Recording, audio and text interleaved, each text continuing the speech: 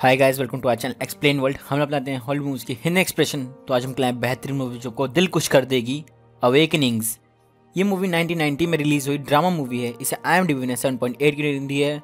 रोन tomatoes ने दी है 88% और इसे मेटाक्रिटिक ने दी है 74% और इसे 91% लोगों ने लाइक किया है, जो कि बहुत ही बड़ा नंबर है। इसके डायरेक्टर है पेनी मार्शल। 29 मिलियन के बजट में बनी इस मूवी ने कमाई की थी $52.1 मिलियन की। इसे ऑस्कर में 3 नॉमिनेशन भी मिली है, जो कि इस स्टोरी की इम्पोर्टेंस को दर्शाती है। इनकी कास्ट भी बहुत लाजवाब है। सबसे पहले आते हैं रॉबिन विलियम्स, जिन्होंने रोल प्ले किया डॉक्टर मैल्कम सेयर का। फिर आते हैं रॉबर्ट डेनेरियो, जिन्होंने रोल प्ले किया है लियोनार्ड लोवे का। पेनलोपे एन मिलर ने रोल प्ले किया है पॉला का। जूली कैवनर ने रोल प्ले किया है एलेनोर कैस्टेलो का। जॉन हर्ड ने रोल प्ले किया डॉक्टर कुफमैन का। और भी कई बेहतरीन कैरेक्टर्स हैं इस मूवी में। ये मूवी ट्रू स्टोरी पर बेस्ड है। ये स्टोरी लिखी है ऑलिवर वुल्फ सेक्स ने। इस स्टोरी से हमें लाइफ की उन छोटी छोटी इंपॉर्टेंट चीज़ों के बारे में पता चलता है जो सच में ज़िंदगी को बहुत खूबसूरत बनाती हैं। ये कहानी बहुत ही सिंपल है और एक डॉक्टर के नज़रिए से पेश की गई है। इससे पहले मैं स्टोरी की शुरुआत करूं, जल्दी से चैनल को सब्सक्राइब करें। वीडियो पसंद आए तो वीडियो को लाइक करना और फीडबैक के लिए कमेंट बॉक्स तो है ही। So let's begin the story. Friends, कहानी बहुत ही ज़्यादा अच्छी है, तो प्लीज़ ध्यान से सुनना। कहानी की शुरुआत होती है 3 लड़कों से। इसमें एक लड़का है लियोनार्ड, जिसको एक दिन हाथ में पैरालिसिस का अटैक आता है, पर वो उस अटैक को इतना सीरियसली नहीं लेता। दिन बीतने के साथ साथ वो पैरालिसिस उसके हाथों में बढ़ता ही जाता है और एक दिन वो अपने आप को समाज से दूर कर लेता है। कहानी की असल शुरुआत होती है 1969 में, जब doctor Malcolm share New York city के ब्रूनॉक्स के लोकल हॉस्पिटल में एक केयरिंग डॉक्टर की पोस्ट के लिए अप्लाई करने आते हैं। बेनब्रिज हॉस्पिटल में डॉक्टर फ्रैंकलिन और डॉक्टर टाइलर डॉक्टर सेयर को चेक करते हैं कि वो उनके हॉस्पिटल को संभालने के लिए परफेक्ट तो है, पर उन्हें एक्सपीरियंस डॉक्टर चाहिए था। लेकिन डॉक्टर सेयर के पास नॉलेज तो थी, पर एक्सपीरियंस नहीं था। डॉक्टर सेयर सिचुएशन को समझकर वहां से जाने लगते हैं। तभी वो ही डॉक्टर सेयर को हायर कर लेते हैं, क्योंकि उन्हें कहीं ना कहीं एक अच्छे डॉक्टर की जरूरत थी। डॉक्टर सेयर को ये एक्सपीरियंस होने वाला था अब पेशेंट्स के साथ। डॉक्टर मैल्कम सेयर अब बहुत खुश थे ये जॉब पाकर। हॉस्पिटल में डॉक्टर सेयर का पहला दिन शुरू होता है। दूसरा डॉक्टर डॉक्टर सेयर को हॉस्पिटल घुमाता है। तब डॉक्टर सेयर को पता चलता है कि उनके पूरे हॉस्पिटल में ऐसे कई सारे पेशेंट्स हैं जिन्हें इन्फेलाइटिस लेथार्जिका है। ये एक ऐसी बीमारी फैली थी 1917 से 1928 के बीच में, जिसमें काफी लोग कोमा में चले गए थे या फिर पैरालाइज हो गए थे। डॉक्टर सेयर अपने काम को लेकर डेडिकेटेड तो थे, पर उन्हें समझ नहीं आ रहा था कि पेशेंट्स के साथ कैसे बिहेव करना है। उनका पहला दिन बहुत ही ज़्यादा हार्ड और थकावट भी वाला जाता है। उनकी असिस्टेंट नर्स उन्हें मोटिवेट करती है अगले दिन के लिए, जो कि बहुत ही ज़्यादा स्वीट और डिसेंट थी। डॉक्टर सेयर अपने घर चले जाते हैं काम के बाद। उनके घर पर वो अकेले ही रहते हैं। घर पर वो वायरस और प्लांट्स के बारे में इंसाइक्लोपीडिया पर पढ़ रहे। अगले दिन नर्स एलेनोर डॉक्टर सेयर के पास लूसी नाम की बूढ़ी पेशेंट को लाती हैं, जो बिल्कुल भी मूव नहीं करती। डॉक्टर सेयर लूसी से बात करने की कोशिश करते हैं, पर लूसी रिस्पॉन्ड नहीं करती। फिर डॉक्टर सेयर लूसी की फाइल पर एक नज़र मारते हैं। जब डॉक्टर पीछे मुड़ के देखता है तो लूसी अपनी चेयर पर झुकी हुई थी और उसने अपने ग्लासेस पकड़े हुए थे। डॉक्टर सेयर ये देखकर चौंक जाते हैं। फिर वो लूसी के ग्लासेस नीचे रखकर चेक करते हैं, पर लूसी रिस्पॉन्ड नहीं करती। फिर वो लूसी के ग्लासेस को नीचे गिराते हैं, तभी लूसी ग्लासेस को कैच कर लेती है। तब डॉक्टर सेयर को पता चलता है कि लूसी में अभी भी जिंदा रहने की विल पावर है। इसके बाद तुरंत डॉक्टर सेयर यही चीज एक बॉल के थ्रू बाकी डॉक्टर्स के आगे प्रेजेंट करते हैं और बाकी डॉक्टर्स इसे एक रिफ्लेक्स कहते हैं। उन्हें लूसी का बॉल कैच करना बिल्कुल भी शॉकिंग नहीं लगता। सारे डॉक्टर्स वहां से चले जाते हैं। डॉक्टर कुफमैन सेयर को बोलते हैं कि ये सब उसने सबको इम्प्रेस करने के लिए किया था ना। डॉक्टर सेयर निराश हो जाते हैं। घर जाते वक्त एलेनोर डॉक्टर सेयर के पास आती है और उन्हें कहती है कि उसे उनकी लूसी को लेकर एक्सप्लेनेशन अच्छी लगी। गुड नाइट बोलकर वो वहाँ से चली जाती है। मैल्कम खुश था कि किसी ने तो उसकी तारीफ करी। अगले दिन वो अलग अलग पेशेंट्स के साथ अलग ही एक्सपीरियंस फेस करता है। अचानक से मैल्कम देखता है कि लूसी अपने पैरों पर खड़ी हो गई थी। फिर वो मैल्कम लूसी के रास्ते में आने वाली टेबल को हटाता है। लूसी वाटर टैंक की तरफ बढ़ती चली जाती है, पर वो एक पॉइंट पर आकर रुक जाती है। मैल्कम को लगता है उसे पानी चाहिए, बट लूसी मैल्कम के पानी देने पर भी नहीं पीती। तभी मैल्कम वहीं पर एक और पेशेंट को देखता है। उस पेशेंट की माँ उससे बात कर रही होती है। मैल्कम उनसे जाकर पूछता है कि आप अपने बेटे से कम्युनिकेट कैसे कर पा रही हो। वो सिर्फ एक सिंपल सा जवाब देती हैं, क्योंकि वो उसकी माँ है। रात को मैल्कम सभी पेशेंट्स की फाइल पढ़ रहा होता है, जिन सब में 25 साल का गैप कॉमन बात होती है। इसके बाद जब मैल्कम घर जा रहा होता है तभी एलेनोर मैल्कम को कॉफ़ी के लिए पूछती है, पर मैल्कम शर्मा के मना कर देता है। इसके बाद मैल्कम इंसेफेलाइटिस लेथार्जिका के ऊपर रिसर्च करता है। फिर रिसर्च करते वक्त मैल्कम को एक पुराने न्यूज़ आर्टिकल में एक शख्स मिलता है जो उस समय की महामारी का खुद जीता जागता सबूत था। वो भी एक डॉक्टर ही था अपने समय में। वो मैल्कम को इंसेफेलाइटिस लेथार्जिका कैसे शुरू हुआ इसकी हिस्ट्री बताता है और इस बीमारी ने मोस्टली बूढ़े और बच्चों को अपना शिकार बनाया। मैल्कम हॉस्पिटल आके सोचता है कि वो कैसे पेशेंट्स के साथ कम्युनिकेट कर सकता है और उन्हें समझ सकता है। तभी मैल्कम विंडो से बाहर एक लड़की को खेलते हुए देखता है। उसे देखकर मैल्कम को एक आइडिया आता है। मैल्कम एलेनोर के साथ फ्लोर पर ब्लैक स्क्वायर पैटर्न बनाना शुरू करता है। मैल्कम एलेनोर को समझाता है कि लूसी सिर्फ एक पर्टिकुलर पैटर्न पर ही चलती है और इसलिए हमें उसकी डेस्टिनेशन तक पैटर्न बनाने होंगे। पूरे फ्लोर पर पैटर्न बनाने के बाद लूसी उस पर चलती है और चलकर विंडो तक जाती है और बाहर से आने वाली फ्रेश एयर को फील करती है। तभी मैल्कम के फेस पर एक स्माइल आती है। फिर वो लियोनार्ड नाम के पेशेंट की तरफ देखता है। इसके बाद मैल्कम लियोनार्ड के घर उसकी मॉम से मिलने जाता है। लियोनार्ड के घर जाने के पीछे रियल रीजन था कि मैल्कम पता लगा सके कि लियोनार्ड इस बीमारी से ग्रस्त कैसे हुआ और उसमें इस बीमारी की शुरुआत कैसे हुई। लियोनार्ड की मॉम इन सब सवालों का जवाब मैल्कम को देती हैं। लियोनार्ड को जानने के बाद अगले दिन मैल्कम लियोनार्ड के माइंड की रीडिंग ले रहा होता है। उस ग्राफ को बाकी डॉक्टर्स को दिखाता है। उस ग्राफ में जब जब मैल्कम ने लियोनार्ड का नाम लिया तब तब रीडिंग ऊपर नीचे गई, यानी कि लियोनार्ड अपना नाम सुनने पर रिएक्ट कर रहा था। इसके बाद मैल्कम उन पेशेंट्स को अलग करता है जो कि अलग एक्टिविटी पर रिएक्ट करते हैं, जैसे कोई बॉल कैच करके रिएक्ट करता है, कोई अपने फेवरेट गाने सुन के, कोई अपना नाम सुन के और कोई तो ह्यूमन टच से ही रिएक्ट कर देता है। हर पेशेंट के अपने अपने यूनिक इफेक्ट्स हैं और उसी से ही उन्हें खुशी मिलती है। फिर मैल्कम लियोनार्ड से बात करने की कोशिश करता है ओइजा बोर्ड के थ्रू। इससे मैल्कम लियोनार्ड की बातों को समझ रहा था। इसके बाद मैल्कम एल-डोपा ड्रग्स के ऊपर लेक्चर अटेंड करने जाता है, क्योंकि ये ड्रग्स पार्किंसन की बीमारी में काम आता है। पार्किंसन की बीमारी में इंसान पूरी तरह पैरालाइज हो जाता है। मैल्कम को लग रहा था कि वो एल-डोपा ड्रग्स से सारे पेशेंट्स को ठीक कर पाएगा, इसलिए वो हॉस्पिटल में डॉक्टर कुफमैन से ट्रायल करने की इजाज़त लेता है। पर डॉक्टर कुफमैन को साइड इफेक्ट होने का डर था, इसलिए वो मना कर देते हैं। लेकिन रिक्वेस्ट करके वो एक पेशेंट्स मांग ही लेता है ट्रायल के लिए। मैल्कम लियोनार्ड को सिलेक्ट करता है ट्रायल के लिए। लियोनार्ड की मॉम भी इससे एग्री थी। मैल्कम लियोनार्ड को ड्रग्स का डोज देना शुरू करता है, पर शुरुआत में कोई असर नज़र नहीं आता। धीरे धीरे डोज की मात्रा बढ़ाई जाती है, पर फिर भी कोई रिजल्ट नहीं मिलता। फिर एक दिन मैल्कम एक सबसे बड़ा डोज लियोनार्ड को देता है।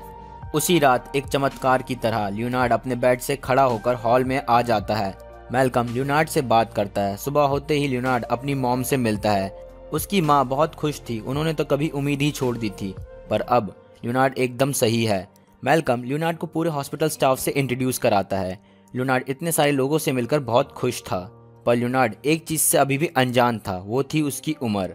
अगले दिन मैल्कम लियोनार्ड की सारी एक्टिविटी कैमरे में रिकॉर्ड करता है। फिर लियोनार्ड जब अपने आप को मिरर में देखता है तब उसे पता चलता है कि वो तो बहुत बड़ा हो चुका था।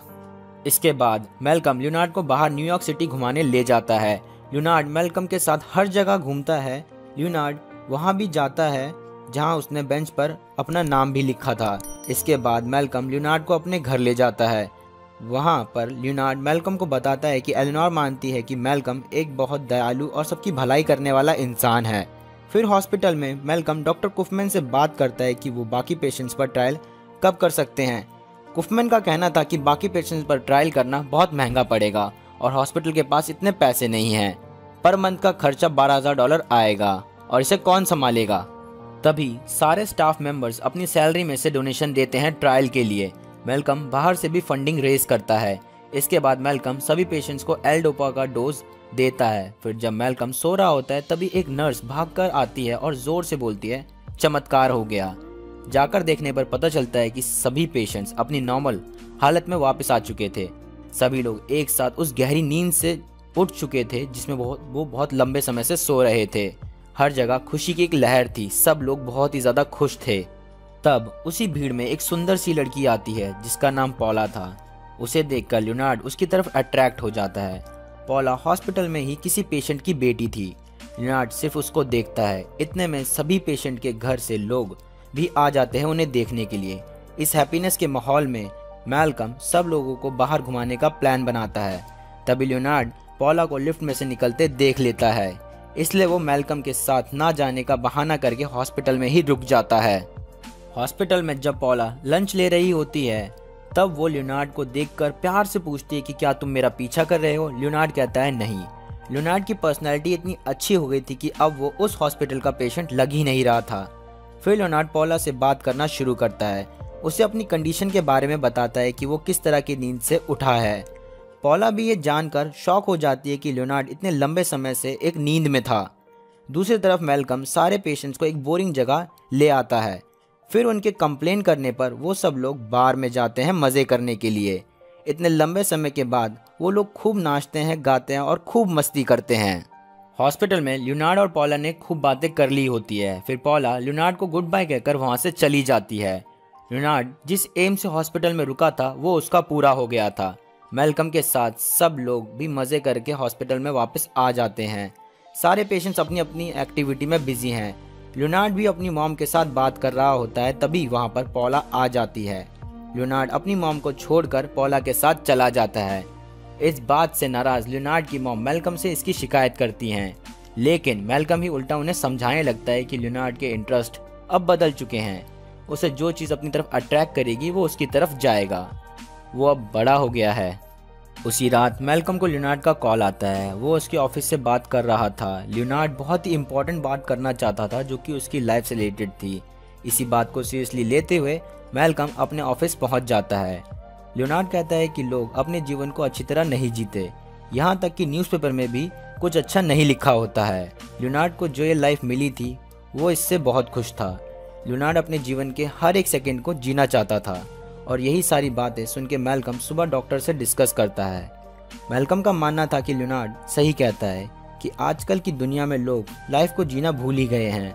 वो छोटी छोटी चीज़ों को अप्रिशिएट करने की जगह बड़ी बड़ी चीज़ों में बिजी हो रखे हैं। फिर इसके बाद सभी डॉक्टर्स की मीटिंग होती है और सबके सामने होता है लियोनार्ड, जो उन सबके सामने अपनी फीलिंग्स एक्सप्रेस कर रहा होता है। लियोनार्ड को फ्रीडम चाहिए थी। वो चाहता था कि हॉस्पिटल वाले उसे अकेले भी बाहर घूमने जाने दें। लियोनार्ड पर किसी की भी कमांड ना हो, क्योंकि अब तो वो अपने और दूसरों के लिए डेंजर भी नहीं है। लियोनार्ड कहता है कि उन्होंने किसी इंसान को जगाया है तो उसे अपने अनुसार जीने भी दें। सारे डॉक्टर्स कहते हैं कि वो इस पर सोचकर जवाब देंगे। लियोनार्ड बाहर चला जाता है। थोड़ी देर बाद मैल्कम भी बाहर आता है। लियोनार्ड मैल्कम से मीटिंग में क्या कंक्लूजन निकला ये पूछता है। मैल्कम बताता है कि सभी डॉक्टर्स ने लियोनार्ड की जितनी भी कंडीशंस थी उन्हें मानने से मना कर दिया, क्योंकि लियोनार्ड अभी ऑब्जर्वेशन में है और लियोनार्ड अभी बाहर की दुनिया से अवेयर नहीं है। वो अपने लिए भी हार्मफुल हो सकता है। ये ना सुनने के बाद लियोनार्ड मैल्कम से उसका डिसीजन पूछता है। मैल्कम भी बाकी डॉक्टर से अग्री करता है। तभी लियोनार्ड को सारे लोग उसकी आज़ादी के बीच में खतरा लग रहे होते हैं। वो तभी वहाँ से उठकर मेन डोर के पास जाता है। वहाँ पर गार्ड उसे रोक लेता है, लेकिन उसी वक्त लियोनार्ड वायलेंट हो जाता है, इसलिए कई सारे लोग उसे पकड़कर एक सेल में डाल देते हैं, जहाँ उन पेशेंट्स को रखा जाता है जो हॉस्पिटल के रूल्स के खिलाफ जाते हैं। दूसरी तरफ लियोनार्ड की माँ उसके लिए परेशान हो रही होती है और वो इन सब के लिए मैल्कम को जिम्मेदार ठहराती है, क्योंकि अब शायद लियोनार्ड पर एल-डोपा ड्रग्स का साइड इफेक्ट शुरू हो गया था। वो बहुत ही गुस्से वाला बन गया था। लियोनार्ड भी सारे गुस्से वाले पेशेंट्स का लीडर बन जाता है और उन सबको बस इतना बता रहा था कि सारे डॉक्टर्स उनके दुश्मन हैं। और ये सब करते समय ही लियोनार्ड को फेस पर हल्के हल्के झटके लगने लगते हैं। शायद दोबारा से लियोनार्ड का फेस पैरालाइज हो रहा था। डॉक्टर कुफमैन सारा ब्लेम मैल्कम पर लगाते हैं। मैल्कम लियोनार्ड को समझाने के लिए उसके सेल में जाता है। वहाँ पर मैल्कम लियोनार्ड को हॉस्पिटल एडमिनिस्ट्रेशन के खिलाफ लड़ाई करने से मना करता है। तभी लियोनार्ड मैल्कम की बात न सुन के उसे डरपोक इंसान कहता है। मैल्कम तभी लियोनार्ड के फेशियल और बॉडी लैंग्वेज को ऑब्जर्व कर लेता है। वो समझ गया था कि लियोनार्ड वापस से उसी कंडीशन में जा रहा था जहाँ से उसे निकाला था। इस वजह से भी मैल्कम फिर से लियोनार्ड को जिद छोड़ देने के लिए कहता है। तभी लियोनार्ड गुस्से में मैल्कम को धक्का मारता है। मैल्कम गिर जाता है और फिर दुखी होकर वहाँ से चला जाता है। इसके थोड़े समय बाद मैल्कम फिर से लियोनार्ड के पास आता है। मैल्कम लियोनार्ड को देखता है। उसकी हालत उस समय बहुत ख़राब थी। लियोनार्ड अपने उस रूड बिहेवियर के लिए सॉरी बोलता है और मैल्कम से हेल्प मांगता है। इसके बाद पूरे मेडिकल स्टाफ को पता चल जाता है ये जो उन्हें पेशेंट्स की बीमारी के ऊपर सफलता मिली, ये बस थोड़े समय के लिए है, ये पेशेंट्स की बीमारी का टेम्परेरी इलाज था।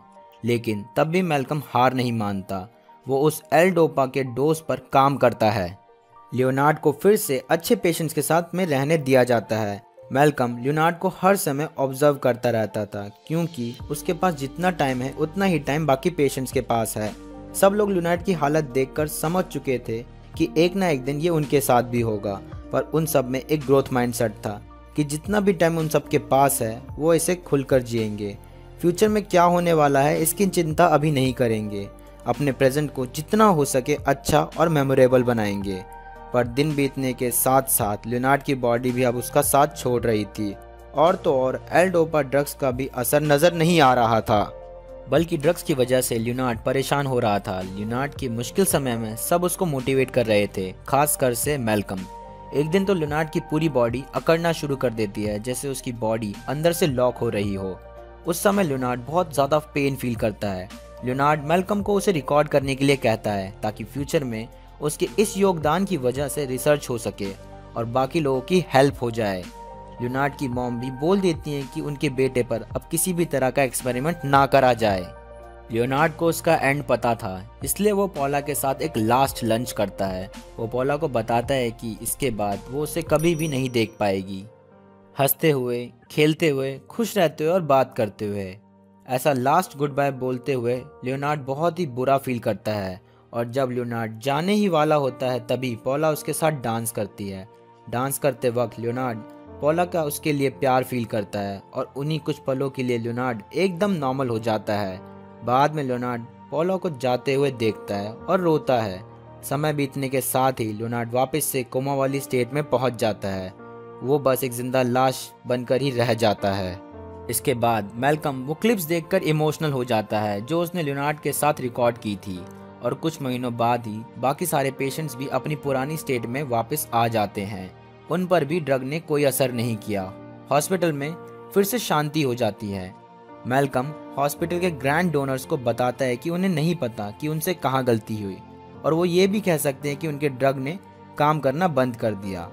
मैल्कम कहता है कि इस तरह की अवेकनिंग यानी जागना उनका लास्ट नहीं था। इसका एक दूसरा रूप भी है कि उन्होंने ज़िंदगी को सराहा और सीखा कि इसे कैसे जीते हैं। इसके बाद मैल्कम ने अपने जीवन का मतलब समझा और अपनी शाइनेस से ओवरकम किया। फिर मैल्कम एक रात एलेनोर से कॉफ़ी के लिए पूछ ही लेता है। एलेनोर हाँ कर देती है। दोनों कॉफ़ी के लिए जाते हैं। इसके बाद हॉस्पिटल में अब नर्सेस और ज़्यादा केयर और रिस्पेक्ट के साथ पेशेंट्स को ट्रीट करती हैं। पॉला भी लियोनार्ड से मिलने हॉस्पिटल आती है। मैल्कम लियोनार्ड के पीछे खड़े होकर ओइजा बोर्ड के थ्रू अपने हाथों को उसके हाथों पर रखकर लियोनार्ड से कम्युनिकेट करने की कोशिश करता है और कहता है चलो शुरू करें। एंड में मैल्कम ने कई सारे ड्रग्स से पेशेंट को ठीक करने की कोशिश भी की। वो ठीक भी हुए, पर बहुत कम समय के लिए, और इसी तरह मैल्कम की कोशिश जारी रही। The end. स्टोरी बहुत ही ज़्यादा अच्छी थी और हमें लाइफ का एक इंपॉर्टेंट लेसन देती है। ये मूवी अवेलेबल है नेटफ्लिक्स पर। स्टोरी पसंद आए तो वीडियो को लाइक करना। स्टोरी से रिलेटेड कोई भी फीडबैक अच्छा या बुरा हो तो कमेंट जरूर करें, और हाँ, अपनी फेवरेट मूवीज की एक्सप्लेनेशन के लिए सब्सक्राइब करें एक्सप्लेन वर्ल्ड को। मैं मिलूंगा आपसे नेक्स्ट बेस्ट स्टोरी के साथ, तब तक के लिए बाय बाय, सायोनारा।